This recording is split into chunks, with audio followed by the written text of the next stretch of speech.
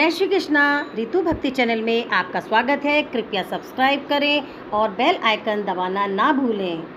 जय श्री कृष्ण दोस्तों, राधे राधे। आज गरुड़ महापुराण में मैं आपको दान धर्म का निरूपण एवं विभिन्न देवताओं की उपासना के बारे में सुनाऊंगी। ब्रह्मा जी ने कहा, अब मैं सर्वोत्तम दान धर्म के विषय में कह रहा हूँ। सत्पात्र में श्रद्धापूर्वक किए गए अर्थ का प्रतिपादन दान कहलाता है। ऐसा दान धर्मवित्त जनों का कहना है।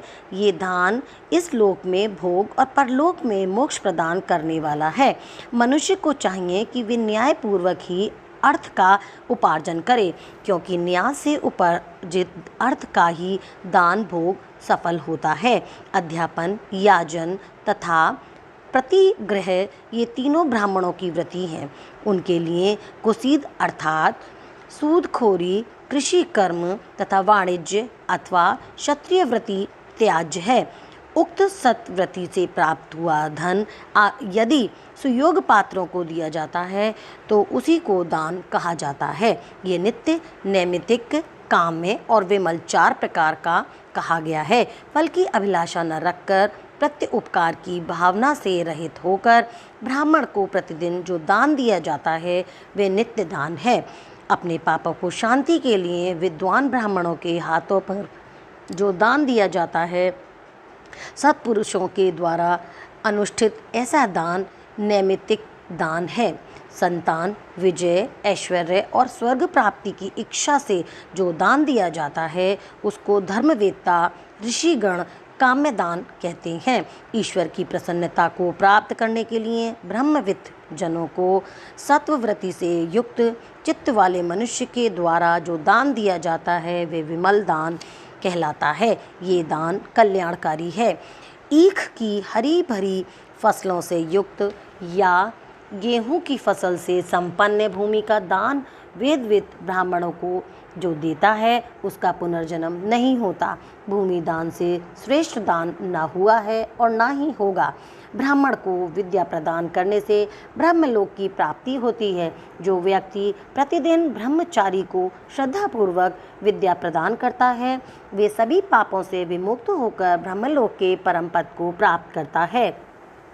वैशाख मास की पूर्णिमा तिथि को उपवास रखकर जो व्यक्ति 5 या 7 ब्राह्मणों की विविधित पूजा करके उन्हें मधु, तिल और धृत से संतुष्ट करता है तथा उनकी गंधादि से भली प्रकार पूजा करके उनसे ये कहलवाता है या स्वयं कहता है, प्रियताम धर्मराजेति यथा मनसी वर्तते। हे धर्मराज, मेरे मन में जैसा भाव है उसी के अनुकूल आप प्रसन्न हो जाइए।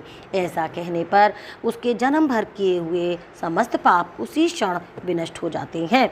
जो व्यक्ति स्वर्ण, मधु एवं घी के साथ तिलों को कृष्ण मृग चर्म से रखकर ब्राह्मण को देता है वे सभी प्रकार के पापों से मुक्त हो जाता है। वैशाख मास में घृत, अन्न और जल का दान करने से विशेष फल की प्राप्ति होती है। अतः उस मास में धर्मराज को उद्देश्य करके घृत, अन्न और जल का दान ब्राह्मणों के लिए अवश्य करना चाहिए। ऐसा करने से सभी प्रकार के भय से मुक्ति हो जाती है। द्वादशी तिथि में स्वयं उपवास रखकर पापों का विनाश करने वाले भगवान विष्णु की पूजा करनी चाहिए। ऐसा करने से निश्चित ही मनुष्य के सभी पाप नष्ट हो जाते हैं। जो मनुष्य जिस देवता की पूजा करने के लिए इच्छा रखते हैं उनकी पूजा वे अपने इष्ट को प्राप्त करने के लिए करें और उनको उस देव की प्रतिमूर्ति बनाकर प्रयत्नपूर्वक ब्राह्मणों की पूजा करके उन्हें भोजन भी कराएं। साथ ही सौभाग्यवती स्त्रियों तथा अन्य देवों को भी पूजन भोजन आदि के द्वारा संतुष्ट करें। संतान प्राप्ति के इच्छुक व्यक्ति को इंद्रदेव का पूजन करना चाहिए। ब्रह्म वर्चस्व की कामना करने वाला व्यक्ति ब्रह्म रूप में ब्राह्मणों को स्वीकार करके उनकी पूजा करे। आरोग्य की इच्छा रखने वाले मनुष्य को सूर्य की तथा धन चाहने वाले मनुष्य को अग्नि की पूजा करनी चाहिए। कार्यों में सिद्धि प्राप्त करने की अभिलाषा करने वाले व्यक्ति भगवान गणेश की पूजा करें। भोग की कामना होने पर चंद्रमा की तथा बल प्राप्ति इच्छा होने पर वायु की पूजा करें। संसार में मुक्त होने की अभिलाषा होने पर प्रयत्नपूर्वक भगवान श्री हरि की आराधना करें। निष्काम तथा सकाम सभी मनुष्य को भगवान गदाधर हरि की पूजा करनी चाहिए। जलदान से तृप्ति, अन्नदान से अक्षय सुख, तिल दान से अभीष्ट संतान, दीप दान से उत्तम नेत्र, भूमि दान से समस्त अभिचित पदार्थ, सुवर्ण आदि के दान करने से दीर्घ आयु, गृह दान से उत्तम भवन तथा रजत दान करने से उत्तम रूप की प्राप्ति होती है। वस्त्र प्रदान करने से चंद्रलोक तथा अश्वदान करने से अश्विनी कुमार के लोक की प्राप्ति होती है। बैल का दान करने से विपुल संपत्ति का लाभ तथा गौदान करने से सूर्य लोक प्राप्त होता है। यान और शैया का दान करने पे भ्राया तथा भय को अभय प्रदान करने से ऐश्वर्य की प्राप्ति होती है। धान्य दान से शाश्वत सुख तथा वेद के दान से ब्रह्मा का सन्निधि लाभ होता है। वेद ब्राह्मण को ज्ञान उपदेश करने से स्वर्गलोक की प्राप्ति तथा गाय को घास देने से सभी पापों से मुक्ति हो जाती है। ईंधन के लिए लकड़ी आदि का दान करने से व्यक्ति प्रदीप्त अग्नि के समान तेजस्वी हो जाता है।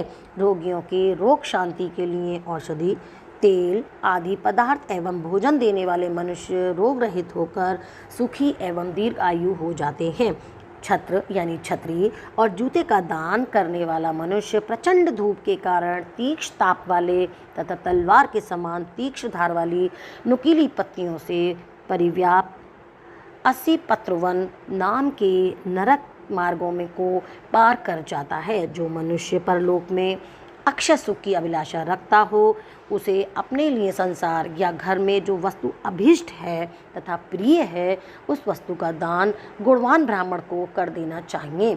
उत्तरायण, दक्षिणायन, महाविषुवत काल, सूर्य तथा चंद्र ग्रहण में एवं कर्क, मेष, मकर आदि की संक्रांतियों के आने पर ब्राह्मणों को दिया गया दान परलोक में अक्षय सुख देने वाला होता है।